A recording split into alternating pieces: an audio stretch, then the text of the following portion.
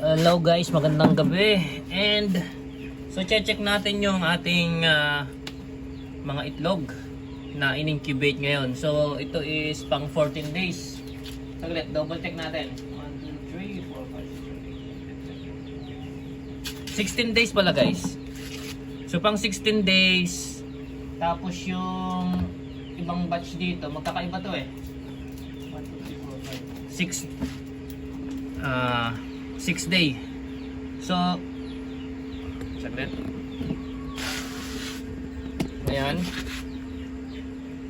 Ito and ito 16 days. Tapos yung nasa gitna, ito itlog ng sirama. 6 days. 6 days pa lang tong nasa gitna na to, itong dalawa na to. So check natin to. And ito kasi kung ano yung itsura ng 16 day old na itlog. Pero meron na rin tayong ano diyan, meron tayong previous video tungkol dito sa yung itsura ng egg natin na ini-incubate. Pero ito tingnan natin, 6 days, tingnan natin kung may mga similya.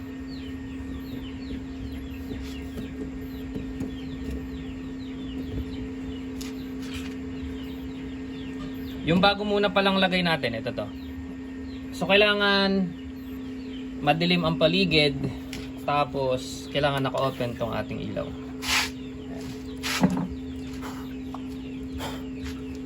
So kailangan na ano yan, meron tayo nito.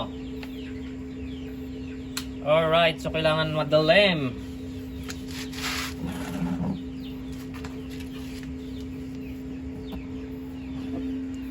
So itlog muna ng Serama egg.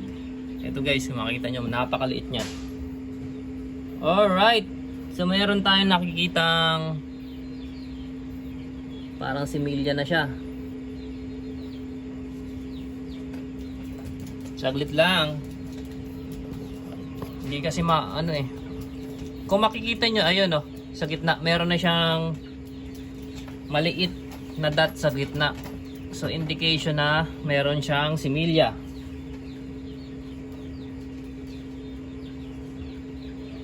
So bukas or sa next day, check pa rin natin kung gumagalaw siya. Kasi para sure tayo na buhay yung similya niya sa loob. Next naman tayo. So sana wag kayong tamarin na ano, maboring dito sa ako natin. Next. Alright, napakaganda sir. Ganda ng pagka-spiderweb niya, ayan oh. Nakita nyo. So ilapit natin siya para makita nyo yung itsura ng spiderweb na sinasabi ko. Ayan. So okay na okay yan. So ibig sabihin okay yung similya. Yung nauna kanina is parang wala pa siyang ganong spiderweb, pero meron siyang similya sa gitna.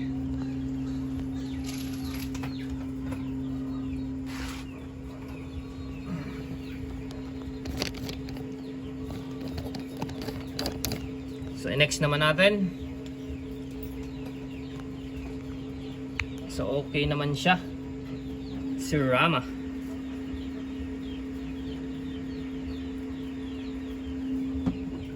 Next egg. So ito is ring lang siya, so parang hindi siya tutuloy. Pero meron siya sa gitna. Pero tingnan pa rin natin. Ayun guys. Nakikita nyo may vein siya. So indication nito, may similya siya kaso mahina yung similya niya. And parang hindi siya nagtuloy guys. Pagka may nakita kayong ganyan, tapos hindi siya spiderweb ang itsura. So tingnan na lang natin kung magtutuloy siya. Sayang din naman kung tatanggalin agad natin, 7 days pa lang naman yun. So next. Alright. Ito rin. So meron siyang spiderweb, pero meron siyang ring. Ayun oh.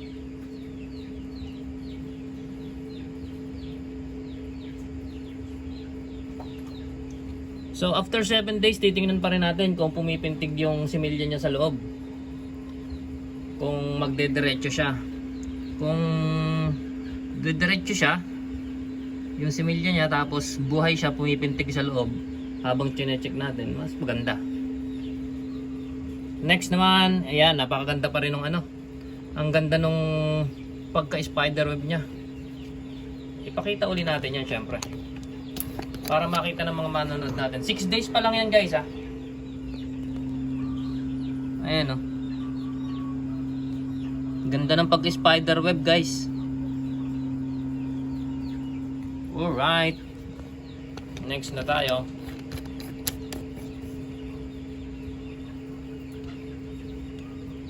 Next.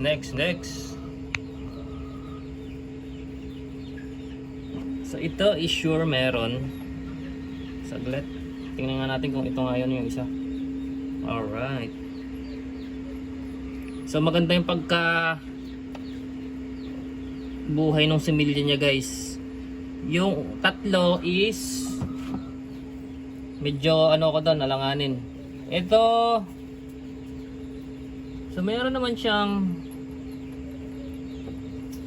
kung sa gitna pero parang hindi mabubuo siya. So wala siyang spider web pero meron siyang dot sa gitna. Kung after 7 days, pag mga nasa 10 days old na siya, is ganito pa rin. So ibig sabihin hindi nagtuloy yung development ng similya niya sa loob. Pero medyo maaga pa naman para magbigay tayo ng conclusion. So ito is totally walang similya. Ayan. Ganyan ang itsura pag walang similya. So 6 days old. So mahahalata mo sa ayan o. And makikita nyo is may mga crack siya sa loob guys. Hairline crack yan. Ayan o. So totally wala siyang similya. Ayan. So may isa tayong walang similya. Lagyan na natin ng label yan. Pero ilalagay pa rin natin sa loob. Ayan guys. Ilalagay pa rin natin sa loob yan. Tingnan natin. Baka late development lang yung similya niya sa loob. Pero sure ako dyan na ano yan. Wala siyang similya guys. Eto.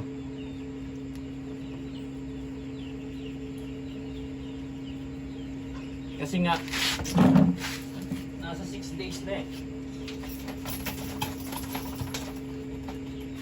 6 day old na siya. Ang tagal niya. Ayan.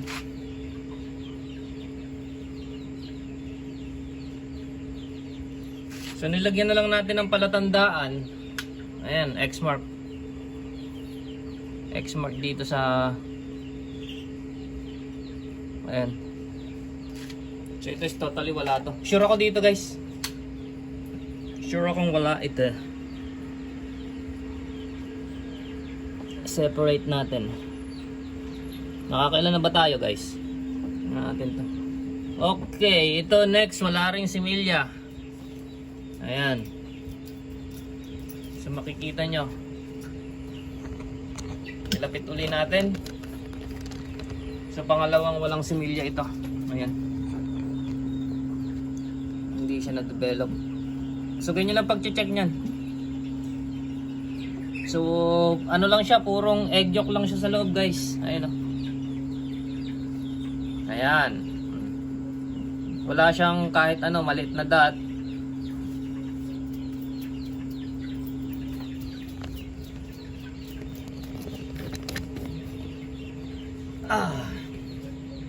So dalawa ang walang similya. Dalawa na. So lagyan natin ng marking yan. Ako dito sure talagang walang similya yan. Pero lagay pa rin natin dito sa loob.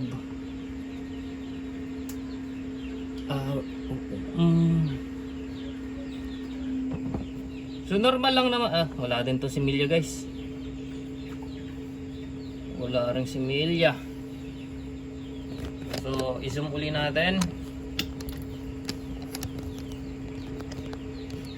Ayan. Nakita nyo. Ayan. Walang similya.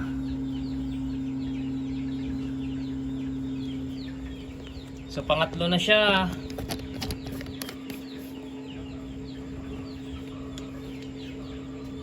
Kapag medyo matagal na kayo sa pag-incubate, ng itlog. Magiging pamilyar na kayo doon kung may similya ba siya or wala. Ako is pang ano na to, 1, 2, 3.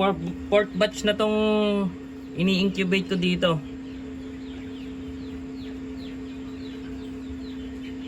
Fourth and fifth. So medyo matagal-tagal na rin tayo na gano'n. Ito guys, maganda. Ang ganda ng pagkakaano nyo. Spider web. Ayun, nakikita nyo naman guys. Oh. Meron sa gitna. Siyempre, i-zoom in uli natin. I-zoom in. Alright. Ayan. So sana magdire-diretso. Pero maganda naman yung ano niya. Maganda yung itsura niya. And yung mga veins, mga ugat niya doon sa loob guys, ang ganda niya. So tatlo na yung sure nating may ano, sure yung tatlong fully develop yung similya niya. Tapos 4 yung medyo alanganin, 3 yung wala. Next naman tayo. Oh my. So ito,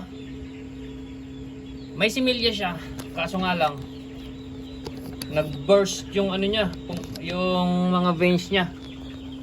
Ayan guys, oh. Makita nyo. Ayan, hindi siya nagtuloy. So ibig sabihin mahina yung similya niya sa loob. Yan yung ano, yung dahilan kung bakit nagkakaganyan yung itlog minsan, hindi nagtutuloy. Mahina yung similya. Ayan. Pero meron siyang similya nung una pa lang. Ayan guys. No?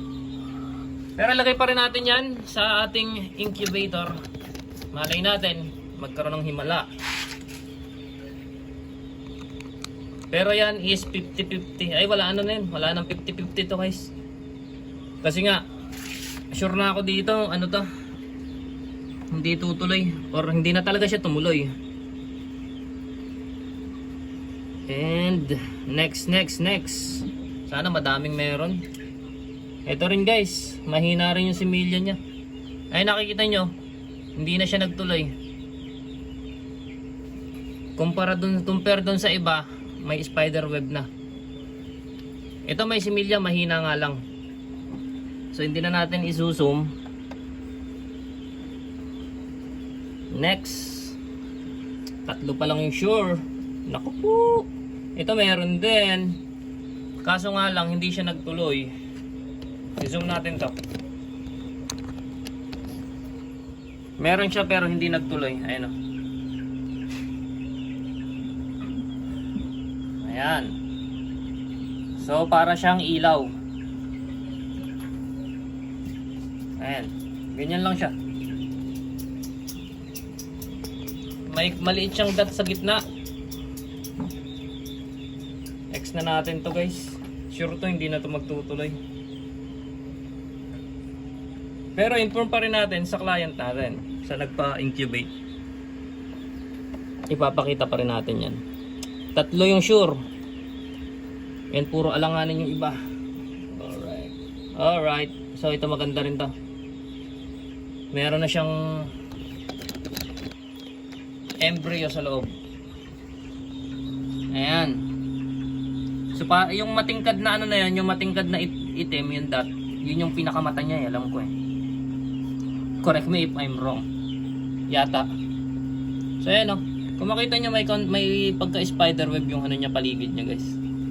Sa personal makikita nyo yan, parang ano yan, sapot ng gagamba. Ang itsura. So ito sure, 4 na yung sure natin meron. So ano naman, isa na lang guys. Please meron. Ay nako, wala. Ayan na naman. So ito yung kuwanang sirama.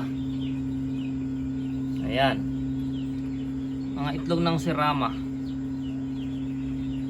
So ito may similya pero hindi tumuloy. So ang daming hindi tumuloy guys. Madaming hindi tumuloy. Buksan na natin yung ilaw. Pakita natin.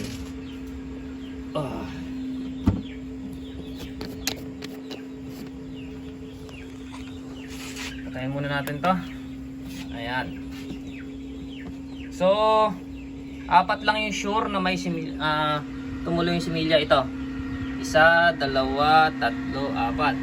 Tapos ito naman, itong hilera na to, ayan. 1, 2, 3, 4, 5, 6, 7. May similya siya, kaso hindi siya tumuloy. So ibig sabihin mahina yung similya niya. So kailangan natin gawin dun yung proper nutrition sa ating manok para lumakas yung similya nung tandang natin. So 7 ang hindi tumuloy, pero ilalagay pa rin natin yan. Malay natin biglang magkaroon ng himala.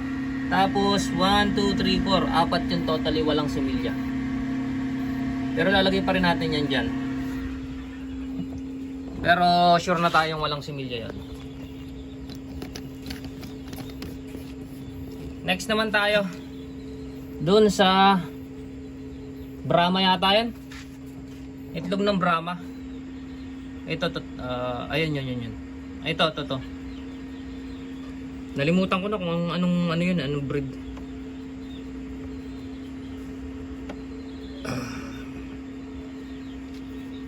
Pang 6 day, 7 day bukas. So silipin naman natin ang itlog ng Brahma.